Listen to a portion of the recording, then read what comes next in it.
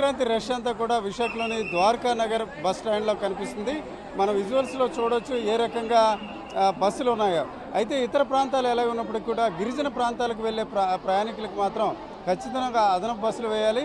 కానీ అదనపు బస్సులు వేయకపోవడం వల్ల ఏ రకంగా ప్రజలు వెళ్తున్నారో చూడొచ్చు. మైదాన ప్రాంతాల్లో చూస్తే కొంతవరకు ఏదైనా మార్గం గుండా వెళ్ళొచ్చు. కానీ ఈరోజు పాడేరు, అరకు, చింతపల్లి లాంటి ప్రాంతాల్లో వెళ్ళాలంటే చాలా కష్టం ఉన్న పరిస్థితి. చెప్పండి, బస్సు ఎన్ని గంటల తర్వాత వచ్చింది సార్? ఇప్పుడు మాకు ఇక్కడ 10 o'clock వచ్చామండి. 10 o'clock ఒక బస్సు ఉంది, కానీ 10 o'clock బస్సు కూడాను కంప్లీట్గా అయిపోయింది.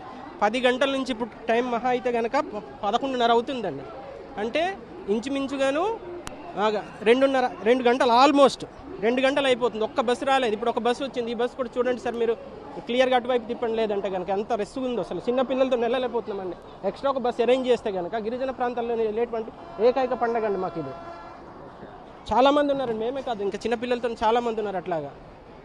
అంటే ఇప్పుడు మైదాన ప్రాంతం అంటే ఏదో బైక్ అలాగే వెళ్ళొచ్చు, ట్రైబల్ ఏరియా అంటే ఘాట్ రోడ్లో వెళ్ళాలంటే బస్సే కదా. మాది అసలు యాక్చువల్లీ పాడేరు నుంచి అక్కడ నుంచి ఇంకొక 30-40 కిలోమీటర్స్ ఉంటాయండి.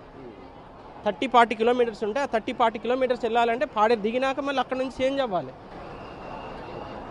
ఇబ్బంది అయితే చాలా ఉంది. ఇబ్బంది అయితే ఉందండి బాబు. రష్ ఎక్కువ ఉందా? ఎట్లా బస్సులు ఎక్కువ ఉన్నట్టు వేసారన్నారు గవర్నమెంట్, అలా ఉందా? అలా లేదండి, ఇబ్బంది పడుతున్నారా? అందరూ ఇబ్బంది పడుతున్నారు. ఈరోజు చూసుకుంటే అరకు, పాడేరు, చింతపల్లి లాంటి ప్రాంతాలకి గిరిజనులు ఎక్కడ ఉన్నప్పుడు